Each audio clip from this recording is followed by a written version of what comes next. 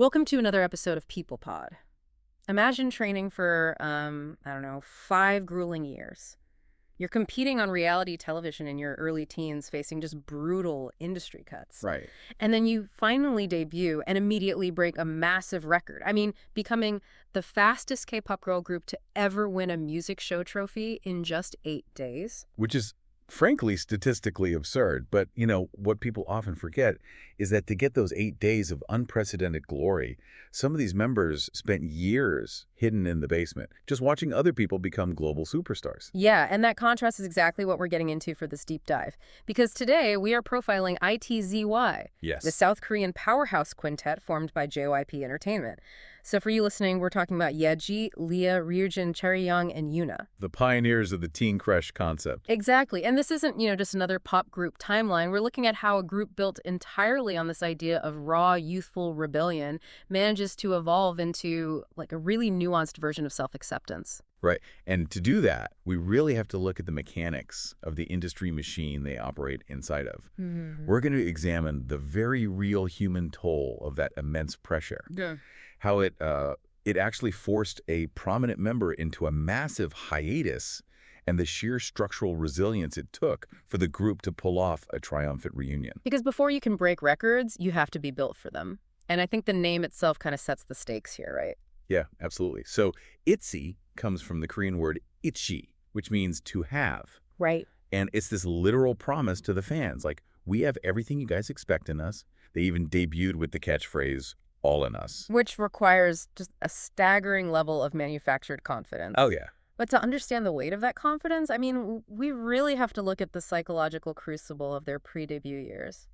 Like, Lia's trajectory alone just blows my mind. That's wild. She literally had a golden ticket. She passed a global audition in Canada for SM Entertainment. One of JYP's biggest competitors, yeah. Exactly. And she backed out because her parents were concerned about her pursuing the idol path so young. Which is totally fair. Totally fair. Yeah. But to walk away from that and then, have to start entirely over at JYP and train for another 2 years, the mental whiplash of making that decision is just crazy. It is. I mean, it speaks to the absolute tunnel vision you need to survive that pre-debut system. Yeah. And honestly, Lia's path was arguably one of the less grueling ones. Wait, really?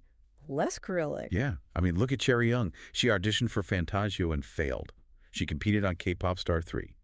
And then in 2015, she gets thrown into JYP's survival show 16. Oh, wow. That was the one that formed twice, right? Exactly. The literal televised battleground. And she didn't make the cut. Man. So she had to stay at JYP and just train in the shadows for 5 more years, while twice became these massive industry titans. The psychological resilience for a teenager to endure that is hard to even overstate. It's like being in the professional sports draft system, but you're training for years before you even know if a roster spot exists. Right, and you're watching your peers play in the major leagues while you're still doing drills. And she wasn't the only one battle-tested early. Ryujin was scouted at a GOT7 concert, trained for 4 years, and actually placed first among female contestants on the show Mix 9. Yep. Yeji proved herself on the SBS show The Fan. Oh, right. And Yuna was discovered at a festival and even appeared in a BTS music video back in 2017. So when they finally came together and debuted in February 2019... With a single album. It's different. Right, they were billed as rookies. But in reality, they were a team of highly polished veterans who already had thousands of eyes on them. Exactly. Which is the crucial piece of the puzzle when we talk about their lead single, Dalla Dalla. Yes. Dalla Dalla, which translates to different... I really want to get into the mechanics of this track because it fundamentally altered the sonic landscape of fourth-generation K-pop. It did. And, musically, the song works because it physically forces the listener to pay attention. Well, instead of a smooth, cohesive pop track, it kind of jerks you around. Yeah. You have this heavy, vibrating bass of a European nightclub in the verses. Right, it's very punchy. Very punchy. Yeah. And then suddenly drops out and shifts into these rapid-fire, stuttering hi-hats of an Atlanta trap hip-hop bridge. It's totally jarring. Yeah, it creates this feeling of auditory whiplash. And JYP paired that chaotic energy with a lyrical message of just aggressive self-love. Like, I'm different. I don't care what you think. Exactly. I love myself. But wait, I have a question here. Wasn't Blackpink already completely dominating the market with the girl crush concept? So how is ITZY's Teen Crush actually any different from the fierce, independent sound that was already everywhere in 2019? It's a subtle distinction, but it's vital. Yeah. So Girl Crush relies on this aura of aspirational, untouchable luxury. Okay, like designer brands and looking mature. Exactly, looking down at the camera. But Teen Crush, which ITZY really pioneered, it's messy. It's loud locker room rebellion. No, interesting. Yeah, it's brightly colored sportswear, chunky sneakers, and lyrics that sound like a teenager slamming their bedroom door. It's defiant, but it's highly accessible. And clearly the market just devoured it. I mean, the music video hit 17.1 million views in its first 24 hours. Which was a K-pop debut record. Right. And then they won that music show trophy in 8 days. Dalla Dalla became the first K-pop debut song to get a platinum streaming certification from the KMCA. And they swept all 5 major Rookie of the Year awards, a historic rookie grand slam. But there's a missing link here for me. You don't just magically get 17 million views in 24 hours just because your song has an interesting bass house drop. No, definitely not. That requires immense coordinated infrastructure. So why did it explode so fast? Well, you're touching on the genius of JYP's marketing strategy here. They weaponized the parasocial relationships that fans had been building with these girls for years. Oh, because of the reality shows. Exactly. Fans had literally watched Chaeryeong cry on 16. They had voted for Ryujin on Mix 9. So there was this deep, pent-up emotional investment. So the agency didn't even really have to introduce them to the public. Right. They just had to light the match. The fans acted as this built-in algorithmic army, streaming the video continuously on day 1 to ensure their chosen trainees finally got the victory they had been denied for years. Wow. That makes so much sense. But, I mean, the fatal flaw in orchestrating a record-breaking debut like that is that it sets an impossible baseline. Oh, yeah. The pressure is on. Right. When you start at the absolute peak, how do you evolve without alienating that core fan base? And we see them navigating this between 2020 and 2022. Right. They dropped the It's Me EP featuring Wannabe.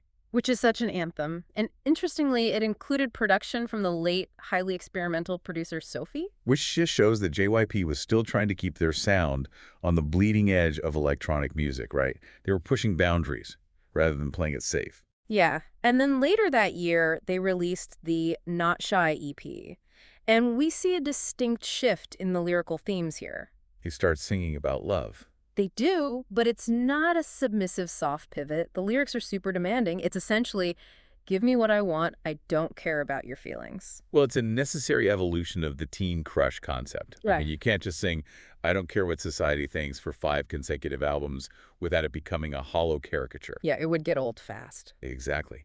By applying that same aggressive confidence to interpersonal relationships, they allowed their stage personas to mature naturally. And while the music matured, the corporate machinery surrounding them just accelerated to an almost frightening pace. Oh, the global expansion was massive. Right. They struck a strategic partnership with Republic Records in the U.S. They dropped their first English release, Boys Like You, made their official Japanese debut. And their 2022 EP Checkmate became their first million seller, peaking at number 8 on the U.S. Billboard 200.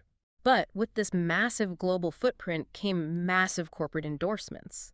They became the first Korean artists to be global spokesmodels for Maybelline New York. Yeah.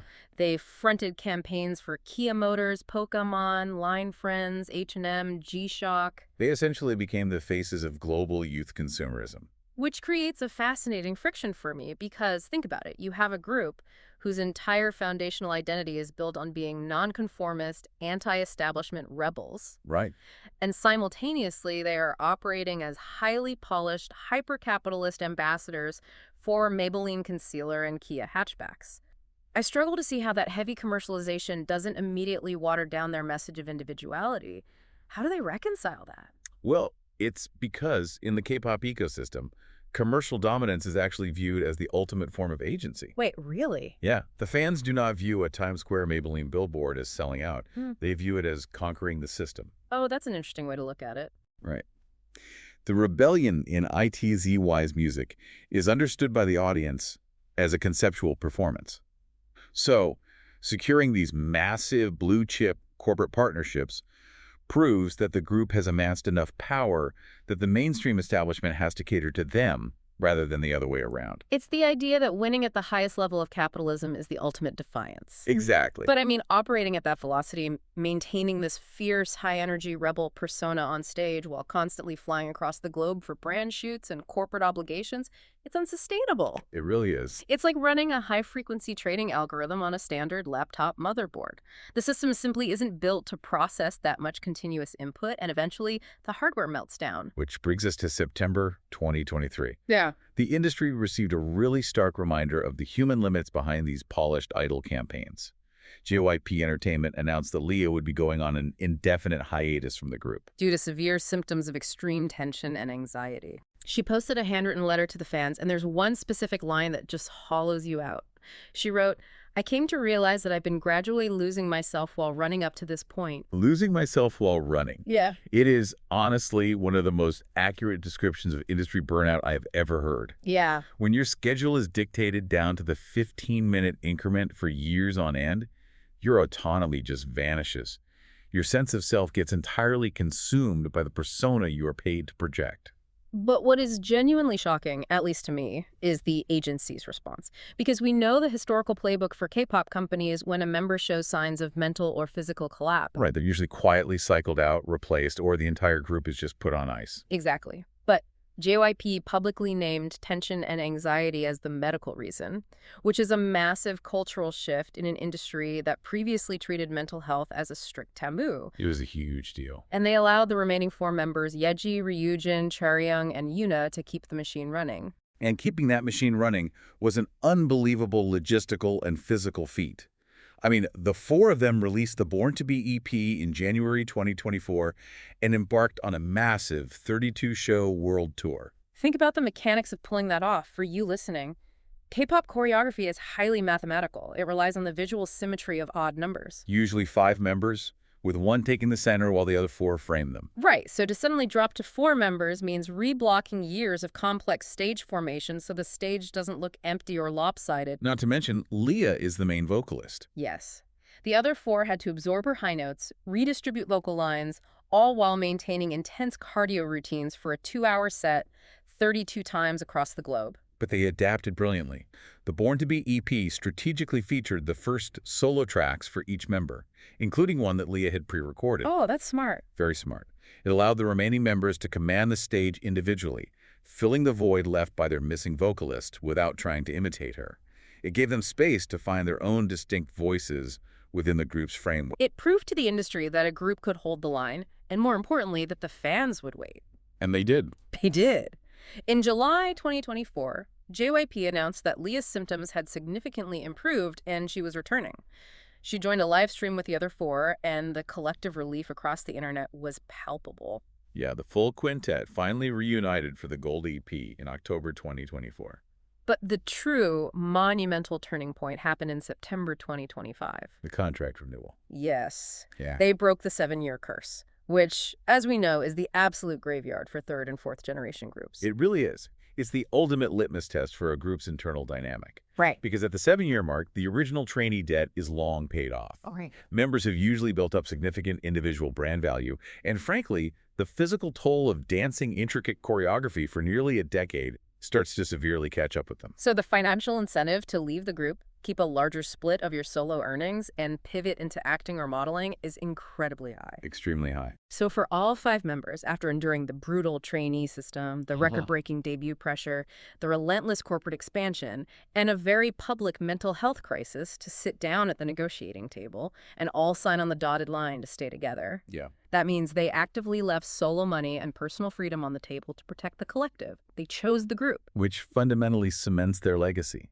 By surviving the 7-year mark intact, they proved that their longevity wasn't just a byproduct of good marketing.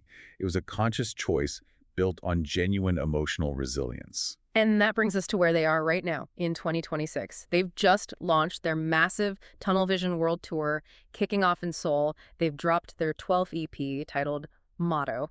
It's an incredible run. It is. But when you look at the sheer volume of output, 12 EPs, multiple full studio albums, endless singles, you have to ask, are they the blueprint for the modern girl group, or are they a total anomaly in how they handled this level of fame? Well, I think they're both. They are the blueprint in terms of their conceptual rollout. I mean, the sheer number of 4th and 5th generation groups that adopted elements of the teen crush sound and aesthetic after 2019 proves their influence. For sure. But their emotional endurance makes them an anomaly.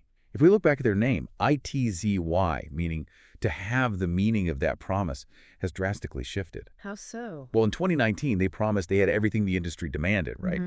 They had the fierce attitude, the pristine choreography, the invincible energy of youth. Yeah. But as they step into 2026, what they have is much rarer.